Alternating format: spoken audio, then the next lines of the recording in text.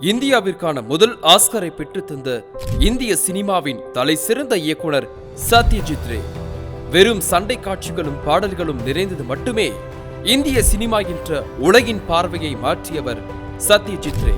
ஆனால் இந்த பெருமையை அடைய பல போராட்டங்களை அவர் எதிர்த்து நிற்க வேண்டியிருந்தது.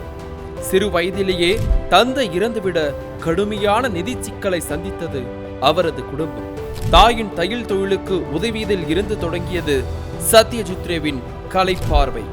மனிதர்களின், நகரங்களின், கிராமங்களின் உணர்வுகளை பேசும் அவரது பல படங்கள் இந்திய சினிமாவின் ஆன்மாவாக இருக்கிறது. ரவீந்திரநாத் தாகூரின் சாந்தி நிகேதனில் ஓவியம் பயின்றவர். கதை புத்தகங்களுக்கு அட்டை வடிவமைப்பு செய்தபோது சினிமா மீது ஆர்வம் ஏற்பட்டிருக்கிறது. ஓவிய பணிகளை பார்த்தபடியே பல மொழிகளின் படங்களை பார்க்க ஆரம்பித்திருக்கிறார். அது அவருக்கு சினிமாவை உள்வாங்க கொள்ள உதவியது.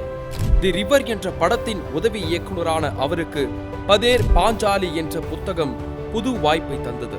அட்டைப்படம் வடிவமைக்க புத்தகத்தின் கதையை திரைப்படமாக்கினார் சத்யஜித் ரே. எளிய மனிதர்களையும் கிராம வாழ்வையும் மையமாக வைத்து உருவான பதேர் பாஞ்சாலி 30க்கும் மேற்பட்ட விருதுகளை வாங்கியுள்ளது.